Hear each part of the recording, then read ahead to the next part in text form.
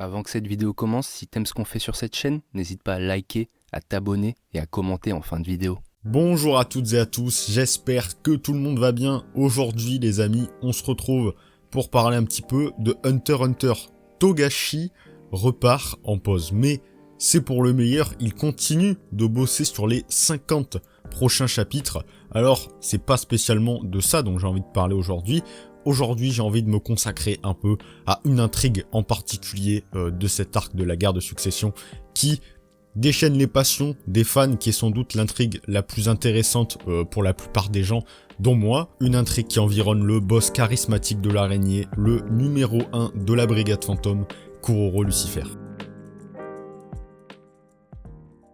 Mais du coup, pourquoi je vous dis que c'est l'intrigue la plus intéressante selon moi? En fait, si je devais vous la résumer, je dirais que c'est une longue histoire qui a aucune chance de bien se terminer. Du coup, on va juste partir du truc de base, c'est-à-dire les enjeux de cette intrigue. Kuroro veut éliminer Hisoka et Hisoka veut éliminer Kuroro. En vrai, c'est pas plus compliqué que ça, mais on va voir un petit peu comment Togashi il met ça en place, parce que je trouve que c'est vraiment méga impressionnant. En fait, je veux surtout mettre l'accent sur ce qui environne tout le truc autour de cette petite opposition entre Kuroro et Hisoka, pour montrer à quel point, genre, voilà, tous les détails s'imbriquent et rendent le truc qui pourrait potentiellement arriver, c'est-à-dire cet affrontement dantesque. Et en fait, tout ça, ça pourrait être résumé par comment Togashi met en place la tension dans son arc. On va commencer par un petit truc que je vais poser là et sur lequel je vais pas trop revenir, c'est les deux épées de Damoclès qui planent au-dessus des deux personnages, Kuroro et Hisoka. Pour Hisoka, on a Hirumi. On sait qu'il est sur le bateau, on sait qu'il a promis à Hisoka que s'ils se croisaient, ils allaient forcément s'affronter. Et côté Kuroro, on a évidemment Kurapika. Kurapika, j'ai pas besoin de vous expliquer les tenants aboutissants de son truc. Le clan Kuruta a été massacré par la brigade fantôme, il veut se venger. Donc on y vient à ce conflit, Hisoka-Kuroro. Et là, juste avec ça, en fait, il y a une petite subtilité que je trouve simple, mais c'est tellement efficace. Tous les membres de la brigade, c'est pas Kuroro. Donc, en gros, traquer Hisoka, ça veut aussi dire pour les autres membres de la brigade, potentiellement avoir une chance d'y passer. Et c'est là que je reviens sur Kurapika, c'est doublement vrai parce que, voilà, si la brigade tombe sur Kurapika, nul doute qu'il essaiera aussi de se les faire malgré qu'il soit pris dans la guerre de succession.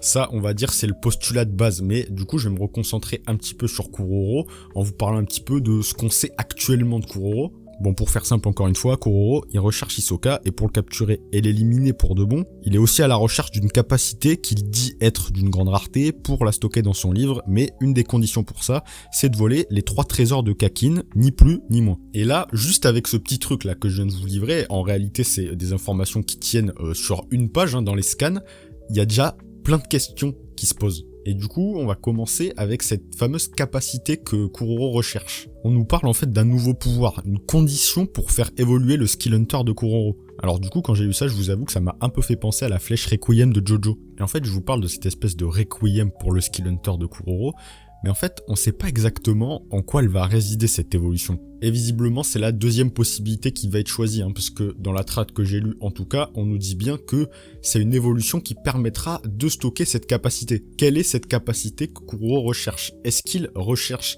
à l'aveuglette une capacité qui lui permettra de capturer Hisoka et de l'éliminer comme il veut bien le faire? Ou est-ce qu'il cherche une capacité précise, quelque chose qu'il connaît et qu'il veut obtenir? Et visiblement, grâce au texte, on semble se diriger vers l'idée que Kuroro cherche une capacité qu'il connaît, pas quelque chose qu'il cherche à l'aveuglette. Il chercherait un mec qui a une capacité forte qu'il ne connaîtrait pas. A priori, il connaît déjà la capacité qu'il veut voler, et il semble chercher la personne qui la possède. Du coup, je vous laisse ces deux questions en suspens, et on se concentre un peu plus sur les 3 trésors, dont Kuroro ne semble pas connaître grand chose en fait. En fait, Kuroro, on dirait qu'il ignore un peu tout ce qui résulte des 3 trésors, c'est-à-dire il sait que ça donne des pouvoirs extrêmement puissants, mais il ignore que ça prend la forme de bêtes de naine. Et d'ailleurs, je me posais la question, je me demande en fait si c'est pas que la jarre qui donnait des pouvoirs en fait. Et du coup, en fait, avec les 3 trésors, il y a encore une variable qui apparaît. J'appelle ça variable, mais une possibilité pour avoir un nouveau pouvoir pour Kuroro. Est-ce qu'il souhaite obtenir un nouveau pouvoir via ces 3 objets, c'est-à-dire comme les princes par exemple, obtenir finalement une bête de naine qui lui sera propre. Ou alors, et c'est là que ce serait absolument incroyable, même si c'est potentiellement le truc le moins probable, voler la capacité des 3 objets pour créer des pouvoirs, c'est-à-dire voler le pouvoir de créer des pouvoirs. Ça serait a priori une évolution logique pour Skill Hunter qui peut emmagasiner tous les pouvoirs que Kuroro choisi à condition justement de remplir certaines conditions. Bon, ceci étant dit, on est toujours dans le flou. On sait pas quel pouvoir Kuroro veut voler, on sait pas comment exactement il compte l'obtenir. Et pour parfaire le tout, on va parler un petit peu du plan B. On a déjà établi un plan B, même si je péris, la brigade que j'ai façonnée continuera d'inspirer la crainte. Qu'est-ce que c'est que ce plan B? Un truc qui, malgré sa mort, permettrait à l'araignée d'être toujours aussi crainte et aussi puissante. Beaucoup de gens ont pensé à un naine post-mortem, mais sans parler de ça, il y a quand même un truc que je voudrais rappeler, c'est que l'araignée en fait ne respecte pas les règles que Kuroro a fixées. En fait, on l'a déjà vu à Yorkshire City, c'est-à-dire quand il arrive un truc à Kuroro, en fait toute l'araignée en fait se met en branle et oublie les règles.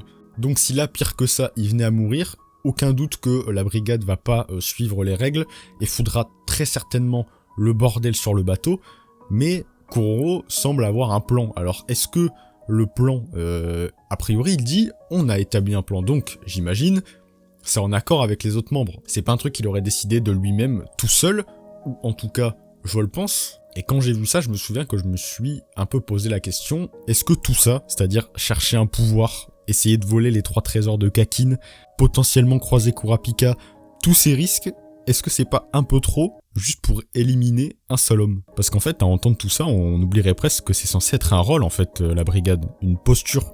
Et en fait, avec ce fameux chapitre, t'as un peu l'impression que c'est de moins en moins vrai. Bon, dans les faits, ça reste quand même pour sa famille, qui se bat, pour venger Charnal Kikurutopi. Mais en fait, le truc qui me fait tiquer, c'est la quête de puissance. Ça semble pas vraiment être un truc à la Kuroro. Kuroro, pour moi, c'est plutôt un personnage calme et tout, et même si son pouvoir consiste à voler des pouvoirs, j'ai pas l'impression vraiment que ce soit le mec qui cherche des pouvoirs over the top, quoi. Mais en même temps, je me dis que pour inspirer la crainte, c'est peut-être le meilleur truc à faire, en fait. Déjà, il est tout seul, il y a plus de membres de la brigade avec lui, et plus t'avances dans les étages, plus il monte, plus t'as l'impression qu'il devient fou ou déterminé. En vrai, c'est à vous de voir, mais j'ai plutôt l'impression que c'est devenir fou quand tu vois cette planche. Dans l'intro, je vous disais que ça avait aucune chance de bien se finir. Et clairement, ça semble un peu inévitable, mais Kuroro va probablement mourir. En fait, plus il monte, plus il se rapproche du danger. Et depuis le début, je prends pas en compte tout ce qui est autour de lui qui potentiellement peut l'entraver. Alors du coup, l'étage numéro 1...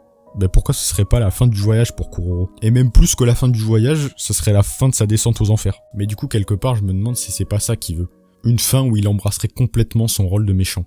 Mais du coup, pourquoi je vous ai parlé de tout ça? Parce qu'au final, j'ai posé beaucoup de questions, je vous ai énoncé les questions que je me posais, mais j'ai pas répondu à grand chose en fait. En fait, parler de tout ça, ça me permet de saluer le taf que fait Togashi. Regardez toutes les possibilités que cet homme a pour faire un truc dantesque. Au début de la vidéo, je vous l'ai dit, ça part juste d'une simple opposition entre 2 personnages.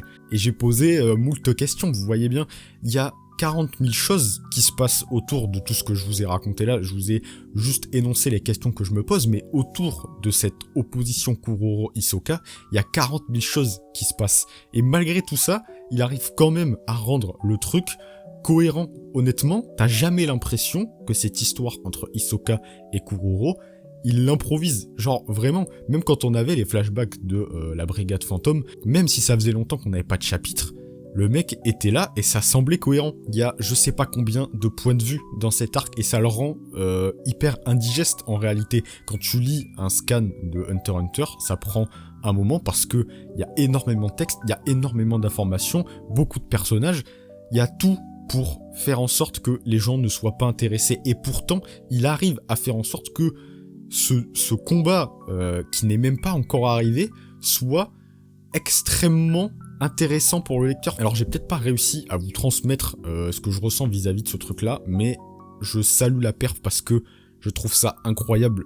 Ces personnages, on les connaît depuis des années et on attend depuis un moment, depuis le premier combat, le match retour. On sait qu'il y aura un match retour et ça va probablement signer l'arrêt de mort d'un des deux et potentiellement ça sera Kuroro, celui qui a priori semble être le gentil de cette histoire, est en train de vriller, clairement. Et même si, je l'ai déjà dit sur cette chaîne plusieurs fois, j'estimais qu'on n'aurait jamais la fin de Hunter x Hunter, mais nul doute, en vrai, maintenant c'est quasi une certitude, qu'on aura le dénouement de cette opposition, et j'ai aucun doute sur le fait que ce sera potentiellement un des meilleurs moments de tout Hunter x Hunter.